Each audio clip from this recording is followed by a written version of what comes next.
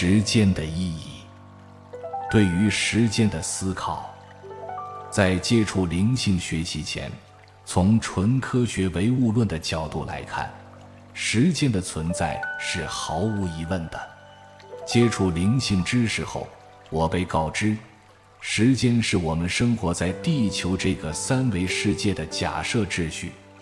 如果从更高维度看三维世界的时间，时间秩序是不存在的，是可调节甚至暂停、逆转、快进、节选、跳跃的。三维世界的过去、现在、未来都是同时发生的，并没有所谓的我们熟知的先后顺序。时间是从一点到达一点的过程中所需消耗的计量单位，它是与某参照物对比而产生的。不同主体对于跨越同样的距离所需消耗的能量不同，而共同的参照物其变化的程度也不同，自身可支配的能量总和也不同，导致不同主体同时同点出发后抵达相同目标点时，所需消耗的时长与能量存在显著的差异，其总代价的差异性因此产生。比如，一个可以活10万年的生物，跨越10万公里的距离，它的能力需要10秒，而你跨越这个距离需要100年。这段路途上经历的风景是一样的，领悟到的东西是一样的，你俩的差异在于哪里呢？是的，对于前者，他感觉100年间无数次地回来照顾你，提示你，预告你，引导你，他不停地往返于终点与你所在的位置。对于他，你所处的时间到底是什么呢？比如一个在无光的黑箱子中的老鼠，假设其生命状态是近乎静止的，那时间对于它就毫无意义，因为失去了参照物。可见，参照物的不同状态形成了时间。日月星辰不动，你与山水植物不老时，时间是什么？纯能量意识体在无限循环且始终一致的维度中体验着不生不灭不变的状态时，时间是什么？不同频率导致不同速度地显化出成住坏空的过程。这些不同频率间的相互比对，形成了时间的认知与差异性。在各个维度中，甚至同维度不同密度中，时间的流逝速度都是极其不一致的，可以极端到瞬息等于万年。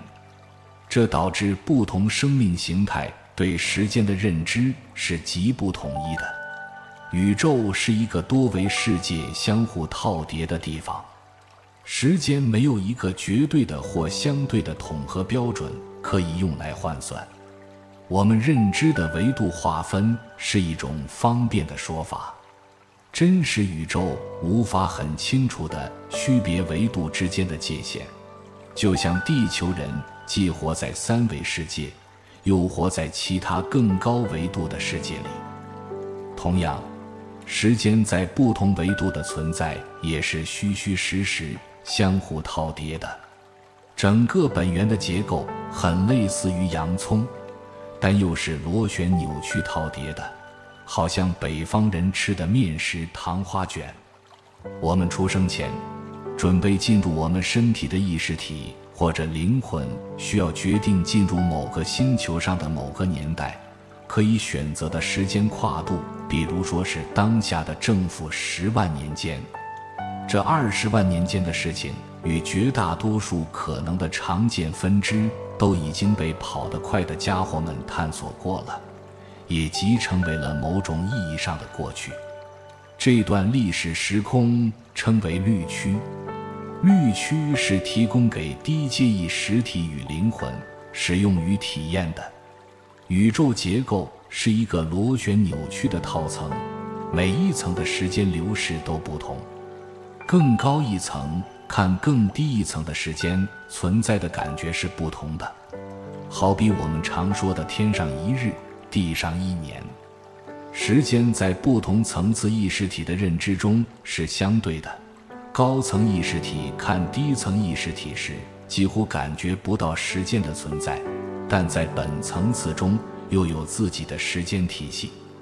本源不间断地吐出无数的粉末小白意识体，它们几乎无质，就像100万余卵。它们被放置在时速较快的层面，快速历经一次次的生灭来不断提高智慧能量。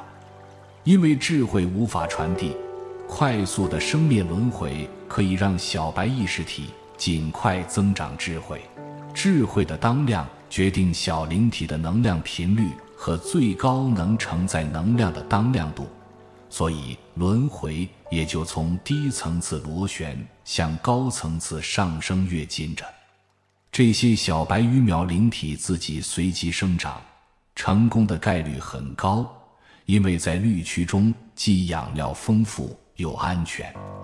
这些逐渐成长的小鱼充满活力，它们不会安逸于这个安全的区域，于是不断折腾，在折腾中生生灭灭。由于生灭的时间段落比较短，闹不出什么大纰漏，因此对小灵体是安全的，还是被恩宠着。最后，小鱼苗变成鲸鱼，鲸鱼死后沉归海底，成就了鲸落，也就是回归本源，滋养本源。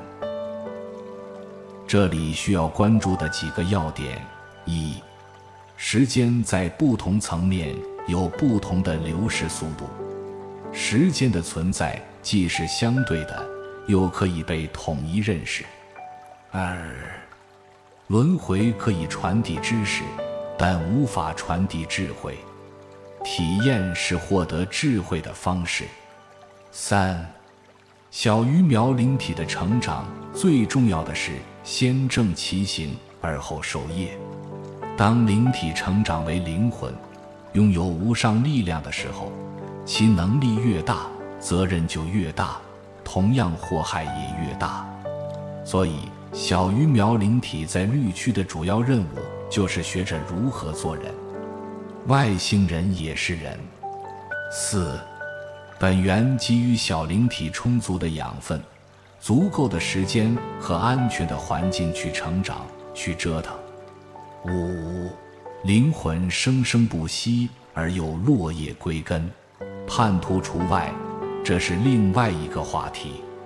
看到这里，希望对你有所启发，也希望你订阅、转发，以便帮助到更多有缘人。感谢观看，下期再见。